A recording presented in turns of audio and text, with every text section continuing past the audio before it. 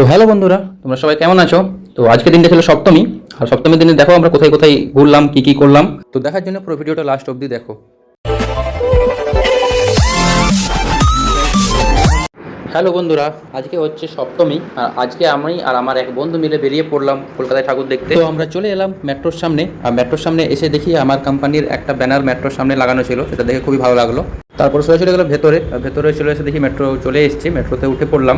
মেট্রোটা এতটাই ভিড় ছিল যে ভালো করে দাঁড়ানোর জায়গা ছিল না। মেট্রো থেকে নেমে দেখি গেটটা মেট্রোর ভালো করে বন্ধ হচ্ছিল না, তাই একটা পুলিশ ঠেলাঠেলি করে লোকগুলোকে ভেতরে ঢোকাচ্ছিল। মেট্রো থেকে নেমে পড়ে সোজা চলে গেলাম আমরা প্রথম প্যান্ডেল দেখতে, যেটা ছিল চোর বাগান সর্বজনীন। বাইরে থেকে দেখো এই প্যান্ডেলটা কত সুন্দর লাগছিল। আর তারপরে আমরা সোজা চলে গেলাম ভেতরে। ভেতরে ঢুকে দেখি ঠাকুরটা দেখো কত সুন্দর লাগছে।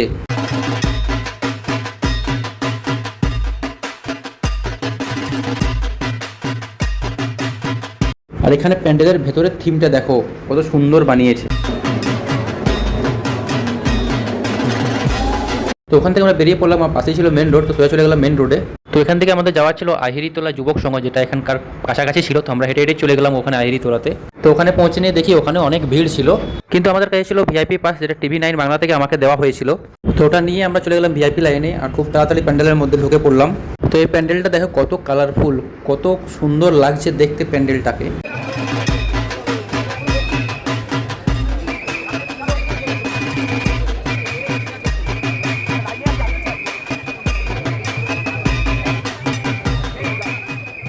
তো আমরা প্যান্ডেল থেকে বেরিয়ে পড়লাম আর চলে গেলাম সোজা কুমারটুলি পার্ক, যেটা ওটার পাশেই ছিল প্যান্ডেলটা।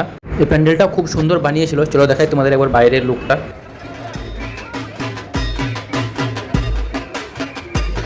তো মায়ের দর্শন করে বেরিয়ে পড়লাম। আর বেরিয়ে নিয়ে দেখছি এখানে বাইরে একটা খুব বড় মেলা বসেছে। নর্মালি কলকাতাতে খুব একটা মেলা দেখতে পাই না, বাট এখানে দেখতে পেলাম। তো দেখে নিয়ে খুবই ভালো লাগলো। আর তারপর আমরা ওখান থেকে সোজা বেরিয়ে পড়লাম। বেরোতে বেরোতে খুবই গরম লেগে গেছিলো, তাই আমরা দুজন মিলে একটা নিয়ে নিয়েছিলাম স্প্রাইট। তারপর চলে গেলাম আমাদের নেক্সট ডেস্টিনেশনে। আমাদের যে কটা প্যান্ডেল দেখা ছিল সব কাছাকাছি ছিল। আমরা অ্যাকচুয়ালি আগে থেকে ডিসাইড করে নিয়েছিলাম যে কটা আমরা দেখবো সব এক জায়গাতেই দেখবো। তাই আমরা চলে এসেছিলাম সেন্ট্রাল কলকাতা। এখানে কাছাকাছি অনেকগুলোই ভালো ভালো প্যান্ডেল ছিল, তাই আমরা এখানে চলে এসেছিলাম। রাস্তা যেতে যেতে দেখলাম একটা কুলফি বিক্রি করছিল, তো আমরা ওখানে দাঁড়িয়ে কুলফি নিয়ে নিলাম। কুলফি খাওয়ার পর আমরা ওখান থেকে বেরিয়ে পড়লাম। আমাদের আরও এখন ওখান থেকে 2-3টে প্যান্ডেল দেখাচ্ছিল, তাই আমরা দেরি না করে চলে গেলাম নেক্সট আমাদের ডেস্টিনেশনে। আমাদের নেক্সট প্যান্ডেল ছিল নলিন সরকার স্ট্রিট। যে প্যান্ডেলটা দেখে খুবই আমার একটা ক্রিয়েটিভ প্যান্ডেল মনে হলো, আর তার চেয়ে বেশি সুন্দর ছিল এখানকার মা দুর্গাটা। চলো তোমাদেরকে ঝটপটে প্যান্ডেলটা দেখিয়ে।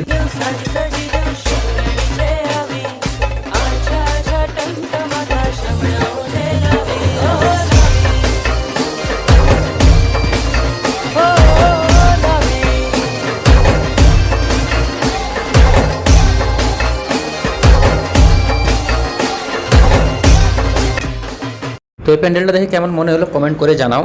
আর তারপর ওখান থেকে বেরিয়ে আমরা চলে এলাম আমাদের নেক্সট প্যান্ডেলে, যেটা ছিল হাতিবাগান। এখানকার প্যান্ডেলটাও খুব ভালো ছিল, আর এখানকার মা দুর্গাটা দেখো কত কিউট লাগছে। তো আমরা ওখান থেকে বেরিয়ে পড়লাম আর একটা লাস্ট প্যান্ডেল দেখার জন্য, যেটা ছিল কাশী বোস লেন।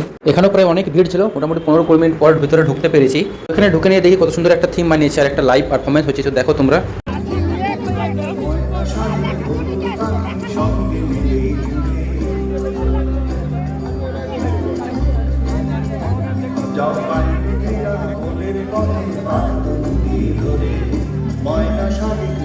তো ফাইনালি আমাদের আজকের মতন ঠাকুর দেখা হয়ে গেছে। আজকে প্রায় 3টে বেজে গেছে। তো আজকে ব্লগটা শেষ করার আগে আমার কিছু কথা বলার আছে। আমার এই ভিডিওগুলো ভালো লাগলে আমার এই নতুন চ্যানেলটা সাবস্ক্রাইব করে দাও। যদি ইউটিউবে দেখছো আর যদি ফেসবুকে দেখছো তাহলে ফলো করে দাও। আর যদি খুব ভালো লাগে তাহলে লাইক কমেন্ট শেয়ারও করে দাও।